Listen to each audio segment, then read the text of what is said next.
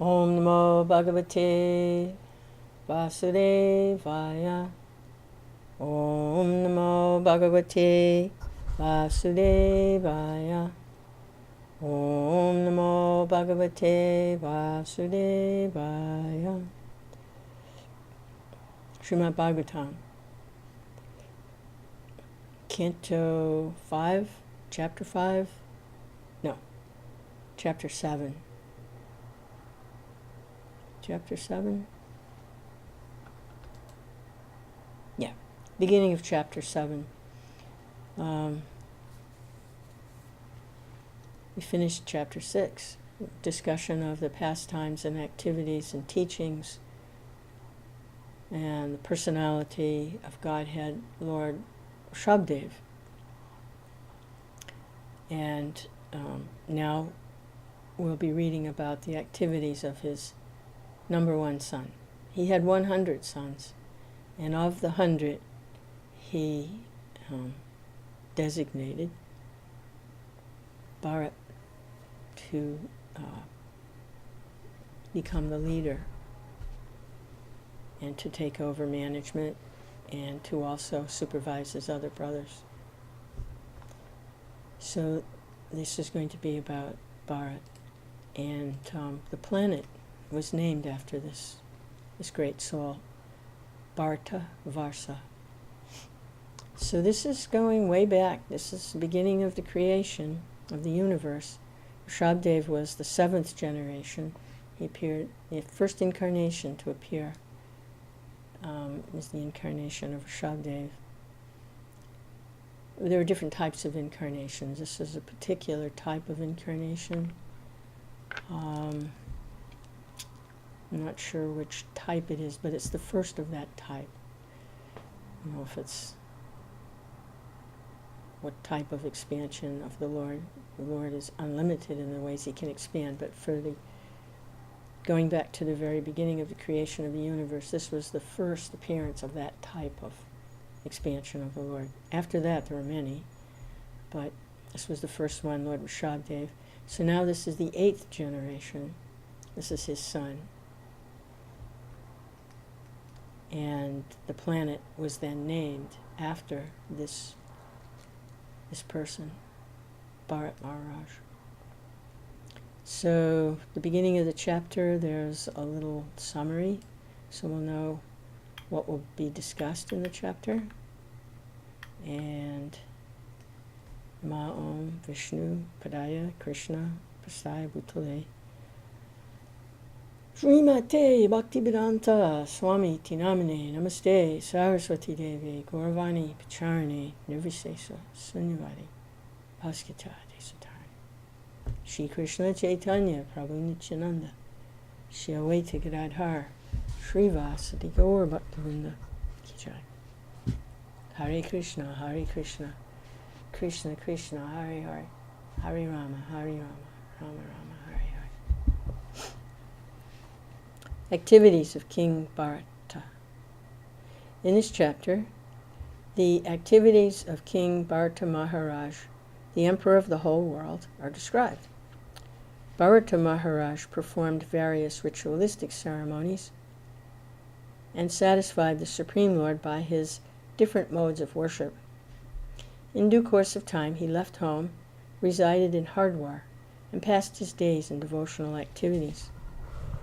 Being ordered by his father, Lord Vyāsadeva, Bharata Maharaj married Panchajani, the daughter of Vishvarupa. After this, he ruled the whole world peacefully. Formerly, this planet was known as Ajanaba, and after the reign of Bharata Maharaj, it became known as Bharata Varsa. Bharata Maharaj begot 5 sons in the womb of Panchajani, and he named the sons Sumati, Rastabrita, Sudashan, Avarani, and Dhumarketu. Bharata Maharaj was very rigid in executing religious principles and following in the footsteps of his father. He therefore ruled the citizens very successfully. Because he performed various yajnas to satisfy the Supreme Lord, he was personally very satisfied. Being of undisturbed mind, he increased his devotional activities unto Lord Vyāsadeva. Bharata Maharaj was competent in understanding the principles of saintly persons like Narada, and he followed in the footsteps of the sages. He also kept Lord Vyāsadeva constantly within his heart. After finishing his kingly duties, he divided his kingdom among his 5 sons. He then left home and went to the place of Pulaha, known as Pula Ashram. There he ate forest vegetables and fruits, worshipped Lord Vyāsadeva with everything available. Thus he increased his devotion toward Vyāsadeva, and he automatically began to realize further his transcendental blissful life. Due to his highly advanced spiritual position, there were sometimes visible in his body the Ashtashattvika transformations, such as ecstatic crying, bodily trembling, which are symptoms of love of Godhead. It's understood that Maharaj Bharata worshipped the Supreme Lord with the mantras mentioned in the Rig Veda, generally known as Gayatri Mantra, which aim at the Supreme Narayan situated within the sun. Text 1. Sukadeva Goswami continued speaking to Maharaj Pariksit. My dear king, Bharata Maharaj was a topmost devotee. Following the orders of his father, who had already decided to install him on the throne, he began to rule the earth accordingly. When Bharata Maharaj ruled the entire globe, he followed the orders of his father and married Panchajani, the daughter of Vishvarupa. It's like when we hear about how organized and structured and smooth running society has been at different times. It's inconceivable, really, when we look around us now and we see the mayhem. But things weren't always like this. And these are histories of times when things were orderly and smooth running and peaceful, and there was plenty for everyone. So it seems like just like myths or stories or something. Couldn't be like that. But yes, it was. And time is very relative.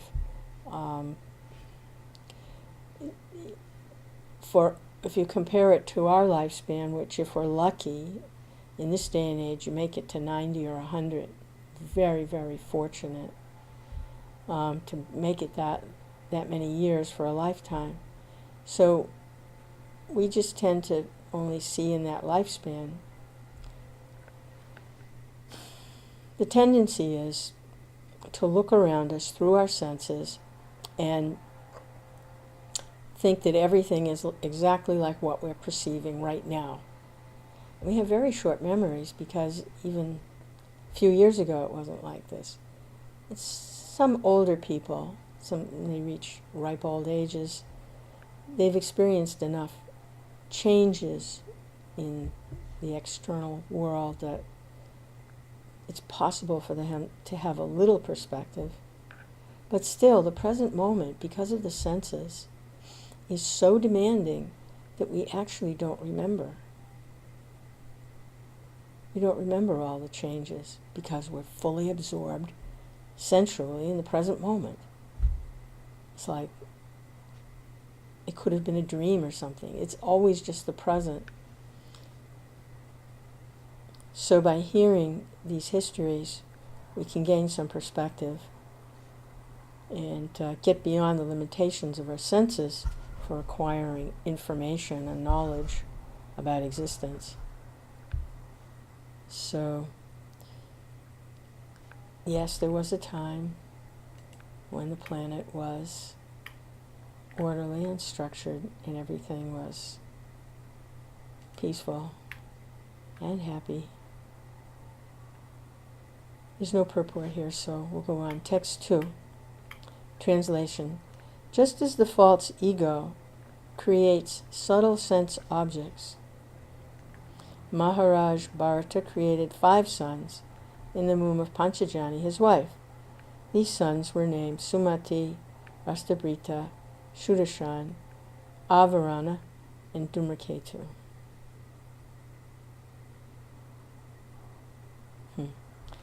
Just as the false ego creates subtle sense objects. Let's read on. There's no purport on that. Text 3.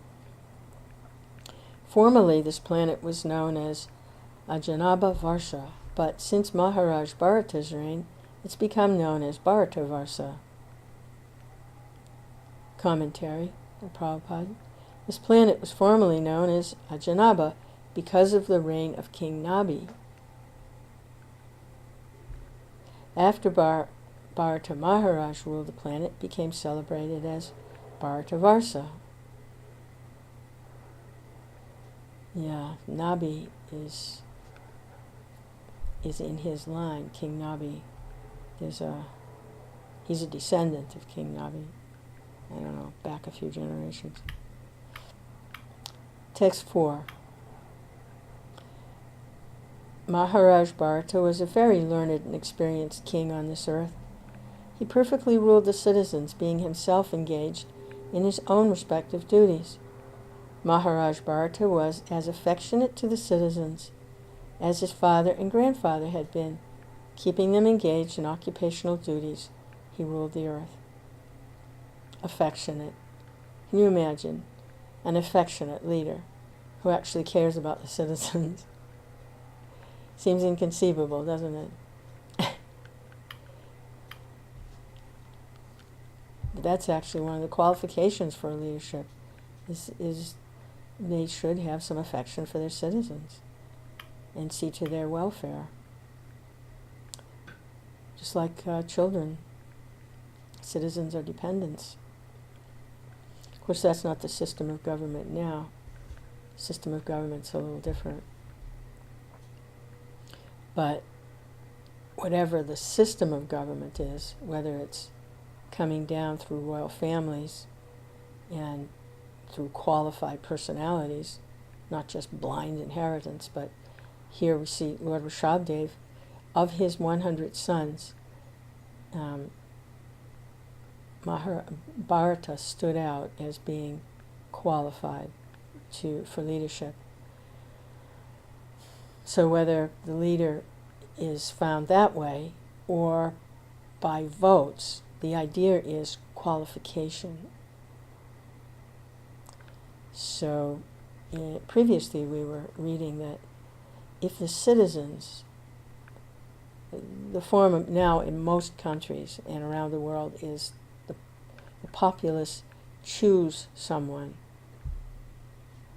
That's the idea anyway. It's a pretty contaminated system right now, but that's the idea, is that the people choose their leader. Well, if the people are educated and know what the qualities of a leader are, then they can choose a good leader. Because it's always by qualities, whether through the royal family and then the most qualified there becomes the leader, or whether the general people know what the qualifications are for a good leader and they choose the leader. However, whatever the process, the idea is through qualifications. So we have to know what the qualifications of a good leader are. So we'll be seeing, by studying this lineage and these leaders, we can see what good leadership is. Here it's being said that is affectionate toward the citizens, has their best interest at heart, and sees that they're occupied, so no unemployment. And the occupation that they have is according to what they're best suited for, so that they'll be successful. If they have those talents and abilities for trade and commerce, then that's what they're given training in, and that is identified early on when the person is still a child. You can see their tendencies, what they like.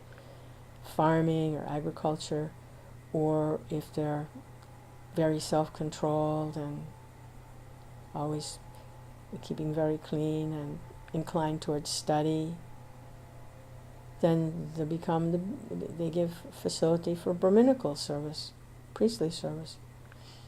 So this is what a leader does, is they see that people are engaged, employed nicely, so that everyone can earn their living. And society's running fine-tuned. A fine-tuned society like that. It's very scientific. Prabhupada's commentary. It is most important that the chief executive rule the citizens by keeping them fully engaged in their respective occupational duties. Some of the citizens were Brahmins, some were Kshatriyas, some Vaishyas, and Sudras. It's the duty of government to see that the citizens act according to these material divisions for their spiritual advancement. No one should remain unemployed, or unoccupied in any way. One should work as a Brahmin, Kshatriya, Vaishya, or Sudra on the spiritual path.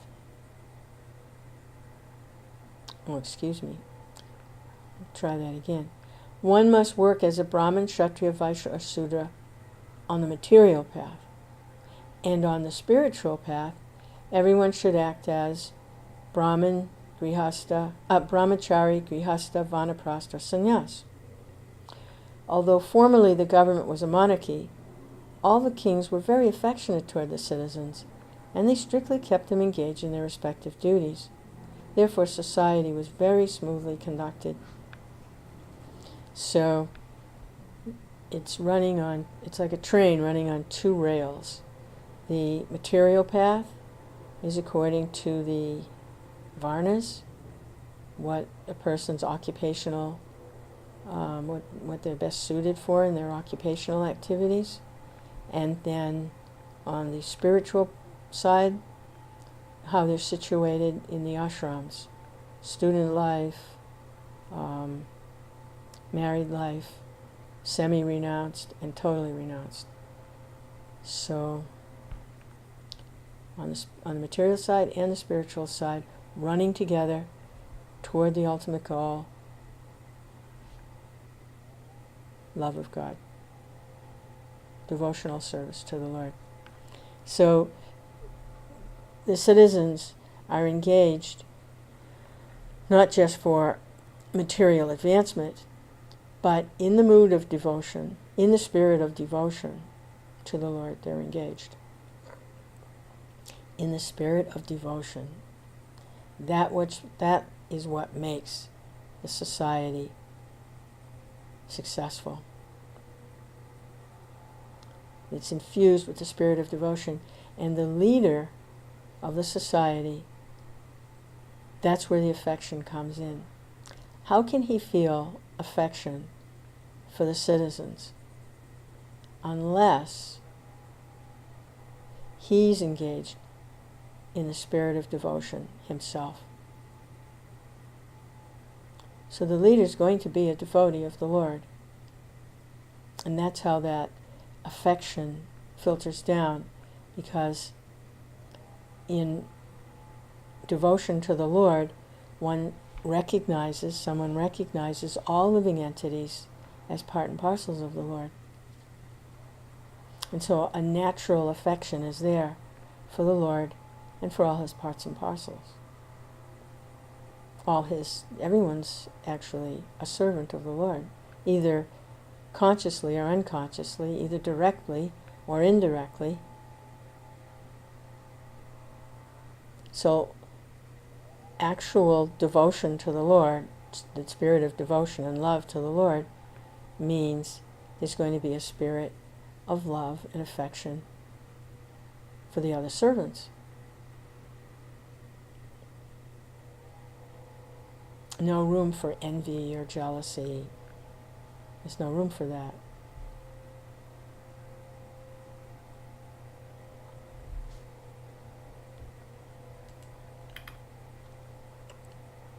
Takes 5.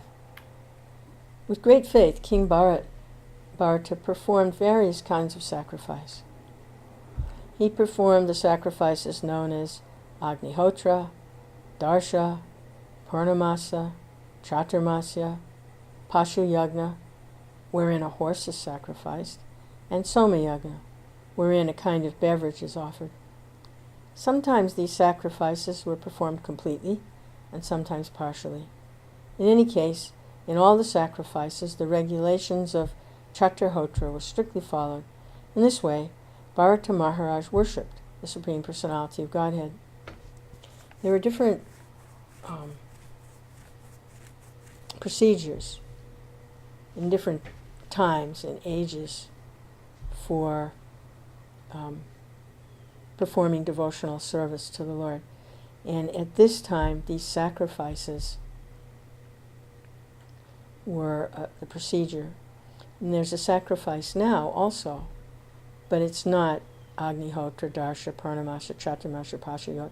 We don't sacrifice horses. There's no soma beverage to put in. It's not like that now. The sacrifice now is taking shelter of chanting the Lord's names. He has hundreds and millions of names, and he's known differently by different persons in different cultures. But it's the same Lord. There's one God. Just maybe appears a little differently according to the vision of those aspiring to approach him. Like he says in the Gita, as they surrender to me, I reward them accordingly. So the rewarding is not necessarily, a new car. Although some people approach him for that, and better to go to the Lord for that than anywhere else. But a way to understand that, when the Lord says that, as they approach me, I reward them accordingly, is that in the spirit of devotion, how the devotee wants to relate to the Lord in that loving relationship is how the Lord responds.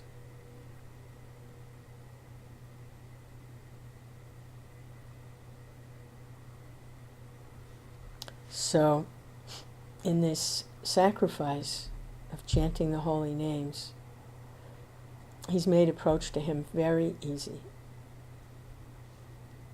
As they surrender to me, I reward them accordingly. So we can take shelter of the Lord by chanting the Hare Krishna mantra.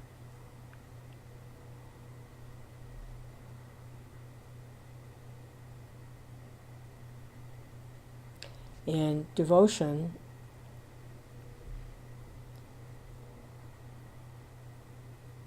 is the necessary ingredient. There are offenses to chanting the holy name, and they need to be avoided. And one of the offenses is to consider chanting a material activity, to maintain material attachments while chanting. So there are actually 10 specific offenses that are identified and discussed. And it's been a while since I'll have to refresh myself on those. And I'll do that today. But there's 10 offenses. But even if someone is committing those offenses, should continue chanting anyway, because there's no remedy other than the chanting. And by the mercy of a pure devotee, it is possible to get free from those offenses.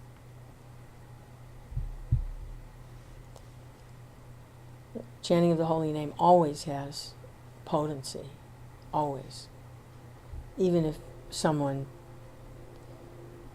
chants in a mocking way, or a silly way, or a nasty way, whatever, because the Lord is not different from his name. He's always absolute, like Putana. She came there to kill Krishna. But because she was pretending to be a loving mother, she actually had poison on her breast, right? So, but Krishna accepted her as a mother, gave her liberation. He killed her. That body, anyway, that demon body was gone. So Krishna is always absolute, whether he's playing as a baby in the lap of his mother, or he's appearing as the holy name. He's always absolute. And he's always purifying. He's always purifying.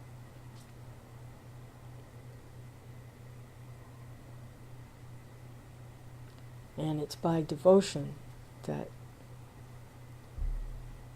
the Lord reveals himself. He's always there, but everywhere, all the time. But he's not perceivable. Devotion is like in the Brahma Samhita, with eyes smeared with the salve of love. When that is there, devotion and love is there, then the covering is removed, and Krishna is revealed. He reveals himself. So only by undivided devotional service can I be understood as I am, standing before you.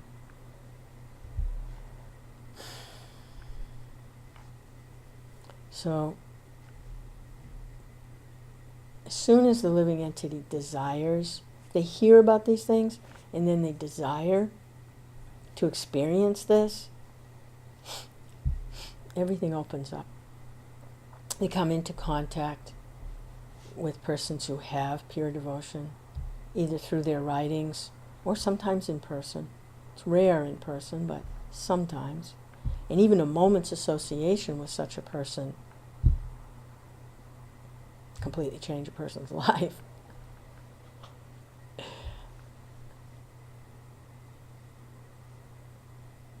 So that's why by reading and hearing, these are pure souls recounting.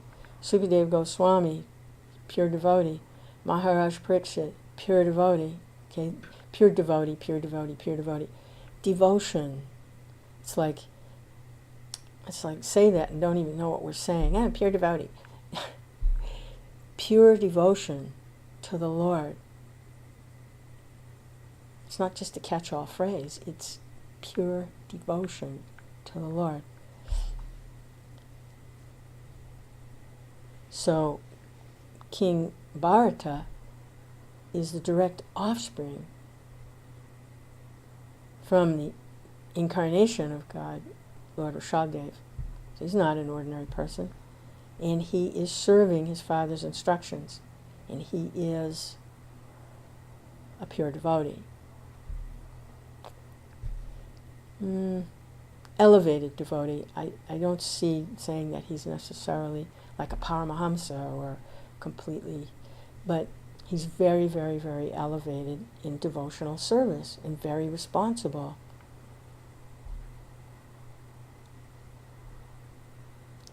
So, those were the sacrifices he was performing at that time. Prabhupada's commentary. Animals like hogs and cows were offered in sacrifice to test the proper execution of the sacrifice. Otherwise, there was no purpose in killing the animal. Actually, the animal was offered in the sacrificial fire to get a rejuvenated life. Generally, an old animal was sacrificed in the fire, and it would come out again in a youthful body. Some of the rituals, however, did not require animal sacrifice. In the present age, animal sacrifices are forbidden. As stated by Sri Chaitanya Mahaprabhu. In this age of Kali, 5 acts are forbidden. The offering of a horse in sacrifice, the offering of a cow in sacrifice, the acceptance of the order of sannyas, the offerings of oblations of flesh to the forefathers, and man begetting children in his brother's wife.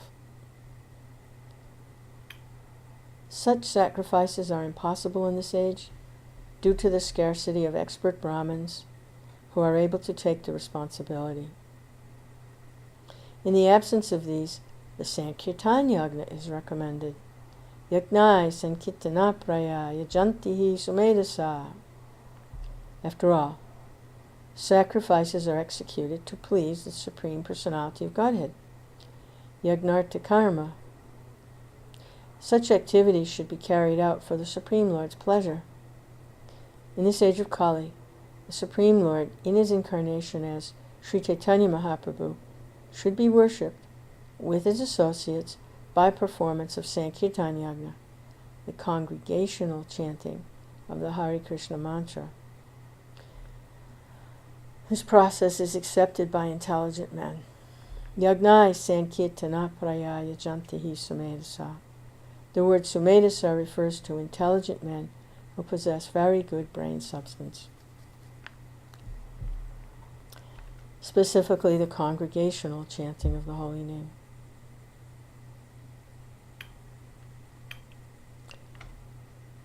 And this is going on. Yes, this is going on. It's going on all over the world, 24 hours a day, because of the different time zones. And they're chanting in the temples and on the streets and in people's homes. And the chanting, congregational chanting, is going on.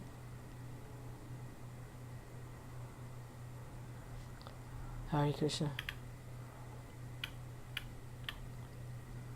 Sankirtan Yagna Ki Jai. Text 6. After performing the preliminaries of various sacrifices, Maharaj Bharata offered the results in the name of religion to the Supreme Personality of Godhead, Vyāsadeva. In other words, he performed all the yagnas for the satisfaction of Lord Vāsudeva, Krishna. Maharaj Bharata thought that since the demigods were different parts of Vāsudeva's body, he controls those who are explained in the Vedic mantras. By thinking in this way, Maharaj Bharata was freed from all material contamination, such as attachment, lust, and greed. When the priests were about to offer the sacrificial ingredients into the fire, Maharaj Bharata expertly understood how the offering was made to different demigods was simply an offering to the different limbs of the Lord. For instance, Indra is the arm of the Supreme Personality of Godhead. Surya, the sun, is his eye. Thus, Maharaj Bharata considered that the oblations offered to different demigods were actually offered unto the different limbs of Lord Vāsudeva. So that's actually the way to understand the demigods, is that they are parts and parcels of the Supreme Lord, and they have managerial responsibilities for the different functions of the universe, and that it isn't necessary to approach any of the demigods independently with some material desire, because simply by performing devotional service to the Supreme Lord, the demigod is part and parcel of the Lord. And Krishna, in his pastime as himself, in his original form, little Gopal, showed, or Giridhari, showed that it was a practice of the residents of Vrindavan to make special offerings to Lord Indra, who manages rainfall, is in charge of rainfall, agricultural community, you need the rainfall, making offerings to Lord Indra. But when Krishna is right there with you, to make some special offering to Indra is really, it's not appropriate. If the greatest personality is right there, and then you go to a lesser power, it's kind of silly. So Krishna showed that it wasn't necessary. He's right there. Krishna's right there. It's not necessary to make separate endeavor to approach Lord Indra. And it upset Lord Indra. Where's my offering? They're not offering me respects. And see, the demigods they're in the material world, and they succumb to the different material illusions also. Forgetfulness, bewilderment.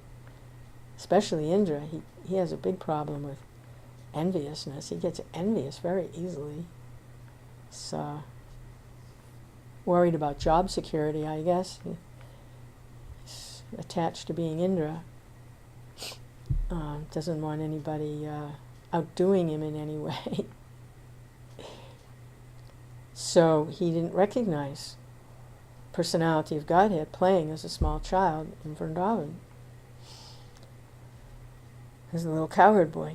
And he, all he saw was that the residents are making offerings according to the direction of this child.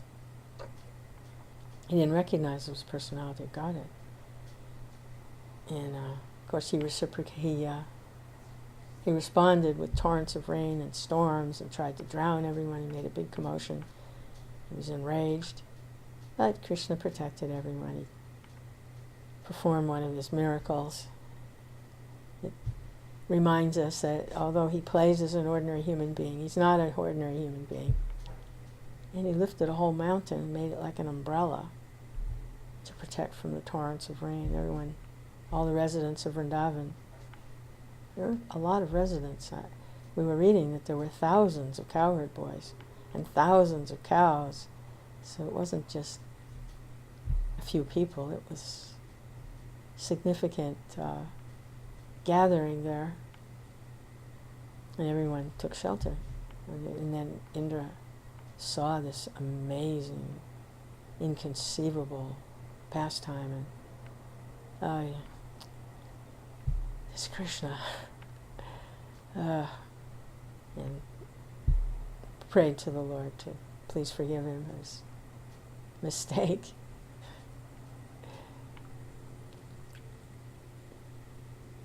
So that's the demigods in relationship to the Lord. Prabhupada's commentary. The Supreme Personality of Godhead says that as long as one does not develop the pure devotional service of Shravanam Kirtanam, hearing and chanting, one must carry out his prescribed duties.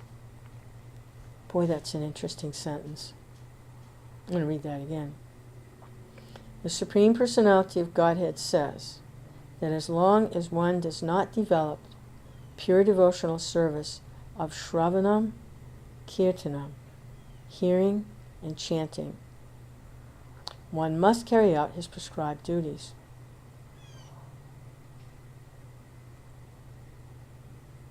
Hearing and chanting. How significant is that?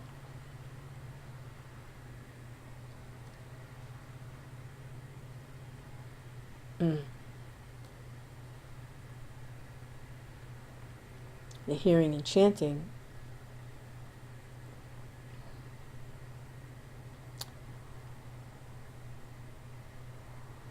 is so directly devotional service. Directly hearing and chanting. If we consider the Lord is incarnated in his name, form, pastimes, paraphernalia, activities,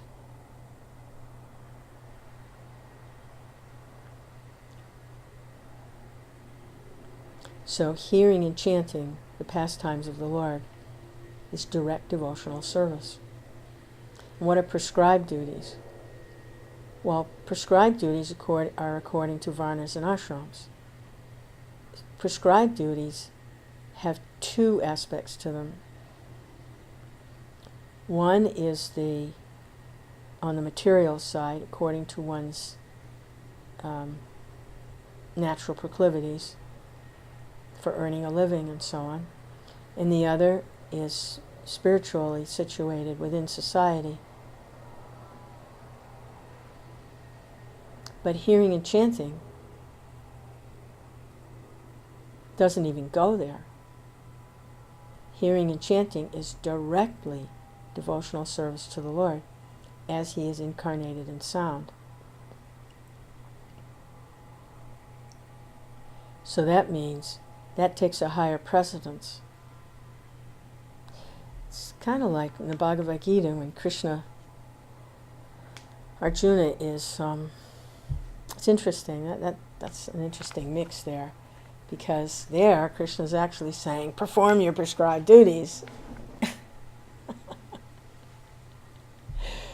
But that's Krishna directly instructing Arjuna. So that's a little different than ordinary varnas and ashrams, where one is trying to make progress so that they can become Krishna conscious in the spirit of devotion, but it's still kind of indirect. And there's a lot of other things mixed in there, material desires. So that's a little different, but how direct is the service of hearing and chanting? That is direct devotional service.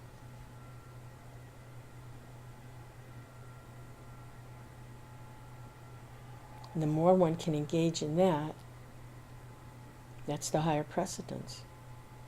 That's the goal of doing the prescribed duties, is to get to the point we can engage in pure devotional service.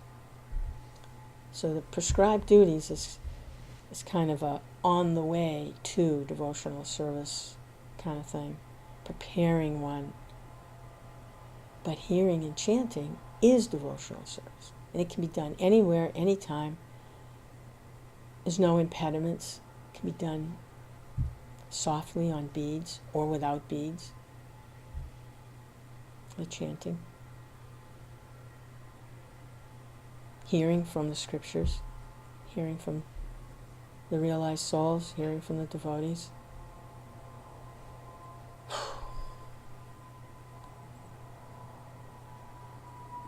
Krishna consciousness. Fix the mind on Krishna. Eventually, the gross body and the subtle mind are all going to get left behind anyway. Because consciousness is the quality of the spirit.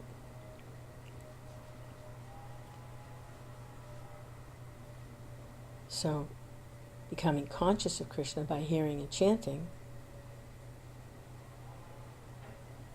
that's the path back home, back to Godhead.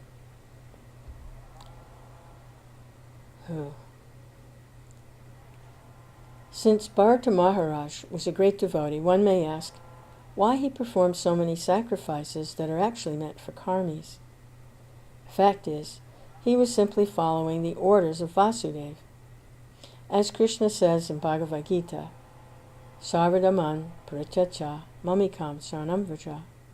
Abandon all varieties of religion, just surrender unto me. Whatever we do, we should constantly remember Vyāsadeva. People are generally addicted to offering obeisances to various demigods, but Bharata Maharaj simply wanted to please Lord Vyāsadeva. As stated in Bhagavad Gita, Bhoktaram Yagna Tapasam Sarvaloka Maheshwaram. A yagna may be carried out to satisfy a particular demigod, but when the yagna is offered to Yagna Purush, Narayan, the demigods are satisfied. The purpose of performing different yagnas is to satisfy the Supreme Lord. One may perform them in the name of different demigods or directly. If we directly offer oblations to the Supreme Personality of Godhead, the demigods are automatically satisfied. If we water the root of a tree, the branches, twigs, fruits, and flowers are automatically satisfied. When one offers sacrifices to different demigods, one should remember that the demigods are simply parts of the body of the Supreme. If we worship the hand of a person, we intend to satisfy the person himself. If we massage a person's legs, we do not really serve the legs, but the person who possesses the legs. All the demigods are different parts of the Lord, and if we offer service to them, we actually serve the Lord himself. Demigod worship is mentioned in Brahma Samhita, but actually the slokas advocate worship of the Supreme Personality of Godhead, Govinda. For instance, the worship of the goddess Durga is mentioned in this way in Brahma Samhita.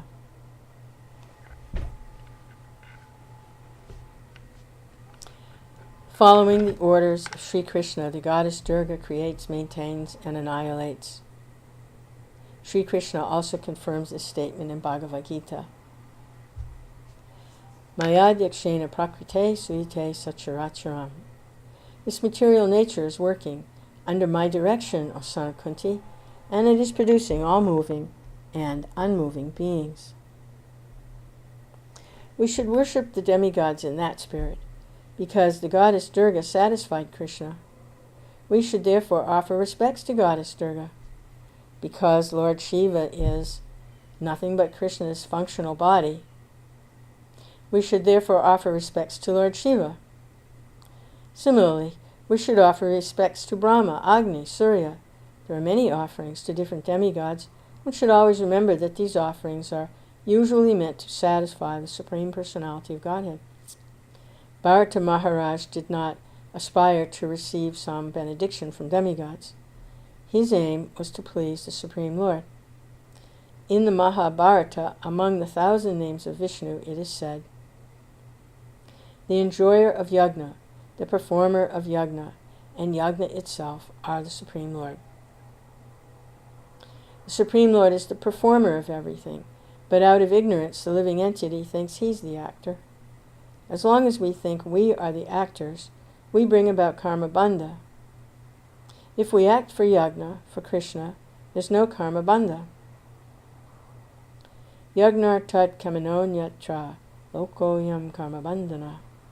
Work done as a sacrifice for Vishnu has to be performed, otherwise work binds one to this material world. Following the instructions of Bharata Maharaj, we should act not for our personal satisfaction, but for the satisfaction of the Supreme Personality of Godhead. In Bhagavad Gita it's also stated, sacrifices, austerities, charities performed without faith in the Supreme Personality of Godhead are non-permanent. Regardless of whatever rituals are performed, they are called asat, non-permanent. They are therefore useless, both in this life and the next. Kings like Maharaj Ambarish and many other Rajarshis who were pure devotees of the Lord simply passed their time in the service of the Supreme Lord. When a pure devotee executes some service through the agency of another person, he should not be criticized, for his activities are meant for the satisfaction of the Supreme Lord. Devotee may have a priest perform some karma kanda, or the priest may not be a pure Vaishnava, but because the devotee wants to please the Supreme Lord, he should not be criticized. The word apurva is very significant. The resultant actions of karma are called apurva. When we act piously or impiously, immediate results do not ensue.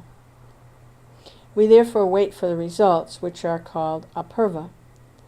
The results are manifest in the future. Even the smartas accept this apurva.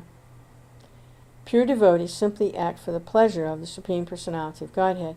Therefore, their activities are spiritual or permanent. They are not like those of the karmis, which are non-permanent. And this is confirmed in Bhagavad Gita. The work of a man who is unattached to the modes of material nature, who is fully situated in transcendental knowledge, merges entirely into transcendence. A devotee is always free from material contamination. He's fully situated in knowledge, and therefore his sacrifices are intended for the satisfaction of the Supreme Personality of Godhead.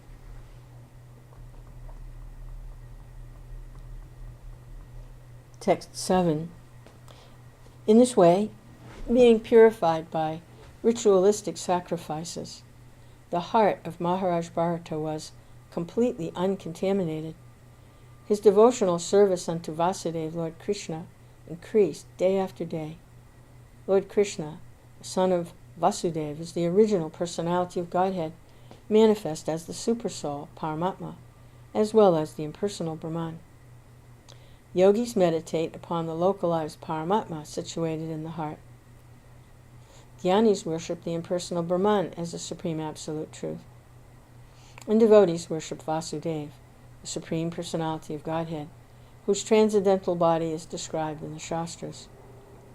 His body is decorated with Srivatsa, a Kaustubha jewel, a flower gown, and his hands hold a conch shell, disc, club, and lotus flower. Devotees like Narada always think of him within their hearts. It's a nice description there of the Paramatma, the Super Soul. This is the meditation for the yogis. Nice description. That's what yogis actually meditate on. They don't just meditate on nothing, but there's actually a meditation in yoga, and that is on the Paramatma in the heart. The process for realizing impersonal Brahman is the path of knowledge, or jnanis, mental speculation. The highest realization a person who engages in mental speculation about the Absolute Truth can attain is realization of Brahman, or the undifferentiated energy of the Lord, all-pervading undifferentiated energy, spiritual energy of the Lord. But there's no differentiation, it's just kind of energy. And the highest realization a yogi can attain by his meditation is the form of the Lord within the heart, Paramatma, four-armed Narayan form.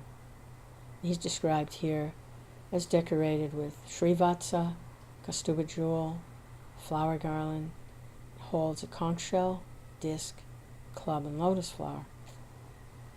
So there are 4 items.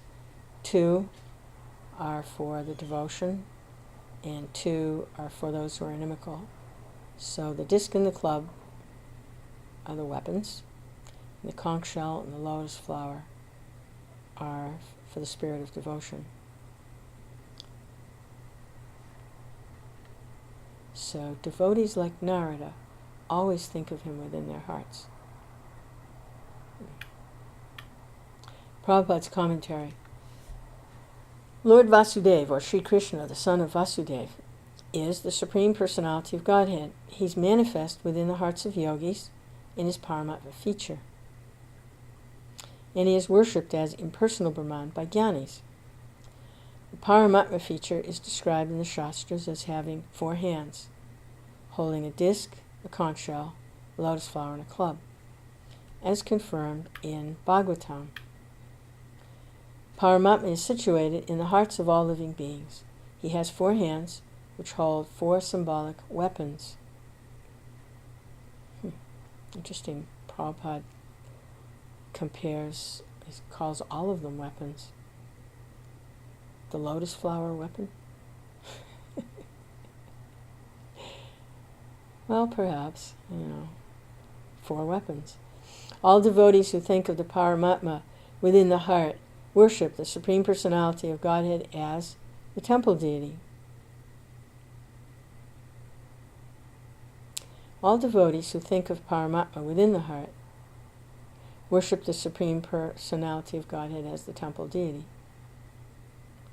They also understand the impersonal features of the Lord and his bodily rays, the Brahman effulgence. Well, the body is a temple.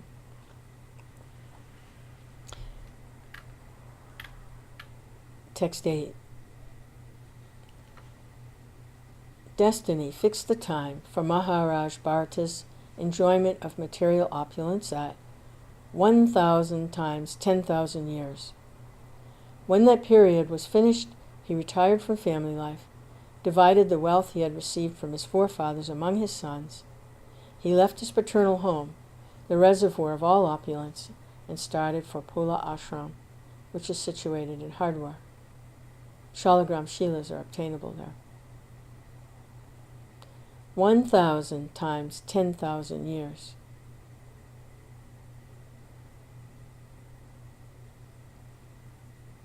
So that's 100,000 years.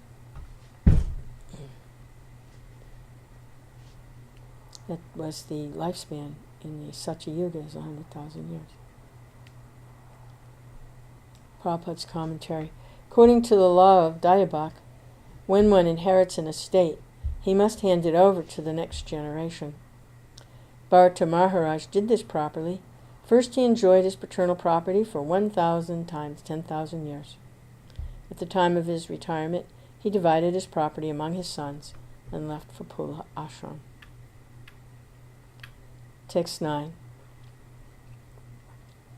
At Pulaha Ashram, Supreme Personality of Godhead Hari, out of his transcendental affection for his devotee, becomes visible to his devotee, satisfying his devotee's desires.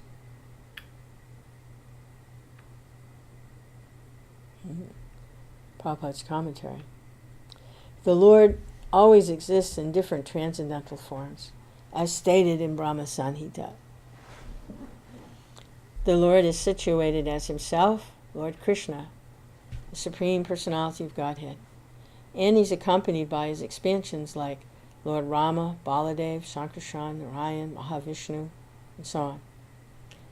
The devotees worship all these forms according to their liking, and the Lord, out of his affection, presents himself as Archavigraha.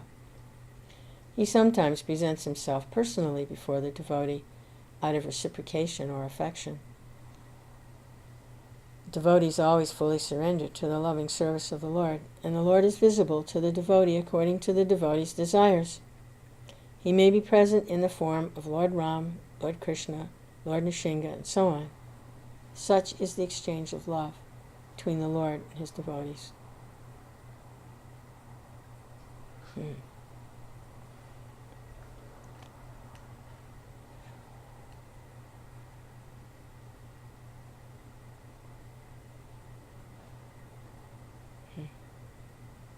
So, out of his affection, he presents himself as Archavigraha.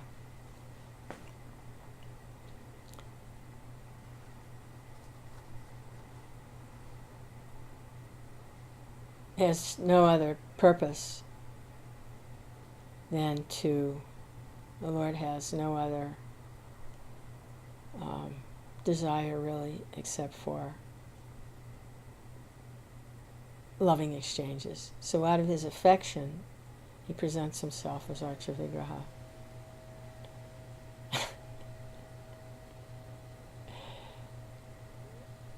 And if one offers with love and devotion a fruit, flower, leaf, or water, he will accept. Wow.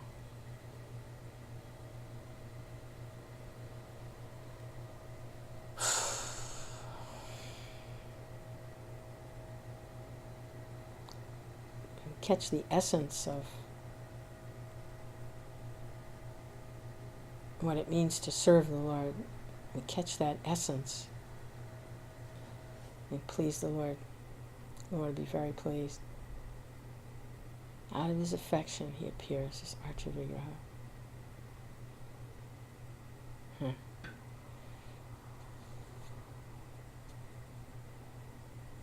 It's giving that opportunity to engage in devotional service to him in that form. So sometimes he presents himself personally before the devotee. out of reciprocation or affection. And there are many accounts of him doing that.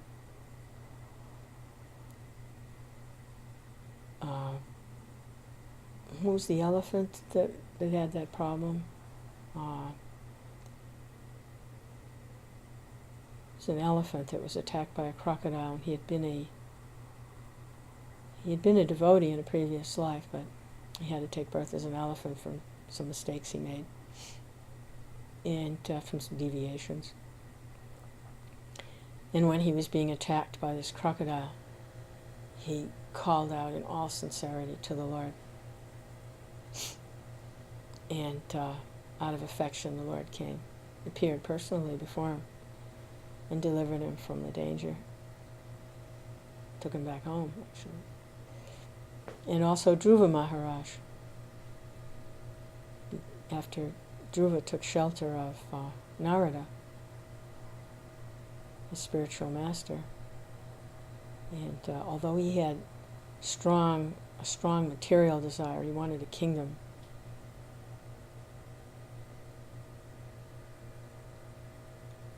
The Lord appeared before him because of Dhruva's taking shelter of Narada, and the Lord, and also the demigods were all complaining. This child is performing such incredible austerities, powerful austerities, is disturbing the smooth running of the universe.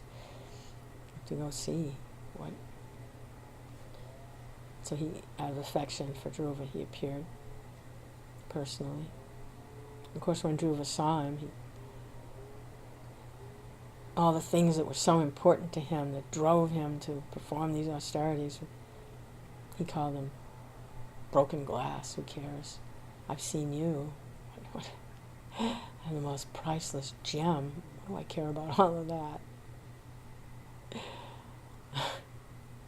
So that's the principle of giving up lesser things by experiencing a higher taste. There are many instances of the Lord appearing before his devotee. He appeared, I believe it was, we were just reading about King Nabi not too long ago. Wanted a son as good as God, and because he had devotion, and there was so much devotion present, spirit of devotion present at the sacrifice he was performing, because he wanted this son, that the Lord personally appeared there before him. Appeared before everyone. The priests, the Brahmins, everyone could see Krishna. He appeared.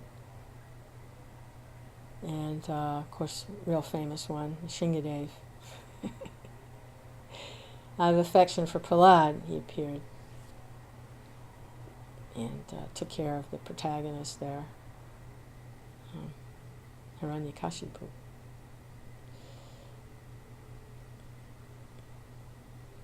And he appears and stays for a while in some of his appearances. In one, like Nanda and Yasoda, they performed great austerities in their past lives to enjoy the Lord's as a child, serving the Lord as a child. So he didn't just appear and leave right away. He appeared and stayed there for quite a while. Manifested over a period of time pastimes with them. So the Lord's appearances are all according to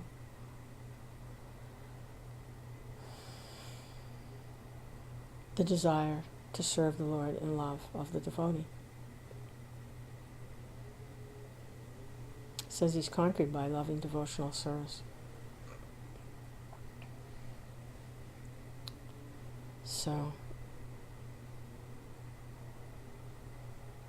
Shravanam Kirtanam Vishnu, hearing and chanting. It's direct devotional service to the Lord.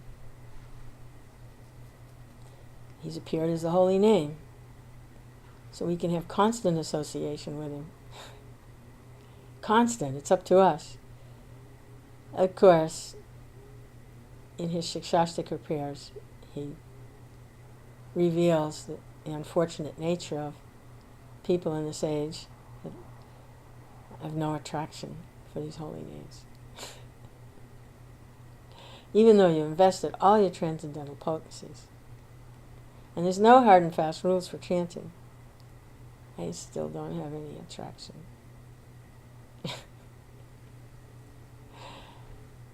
Hare Krishna. So, sometimes it's a gradual process. When we get that higher taste, then that helps. We're hearing and hearing, but we actually get a taste. And that comes by association with devotees. That's how we get a taste.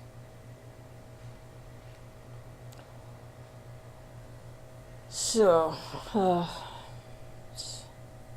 that's it for today. Hare Krishna.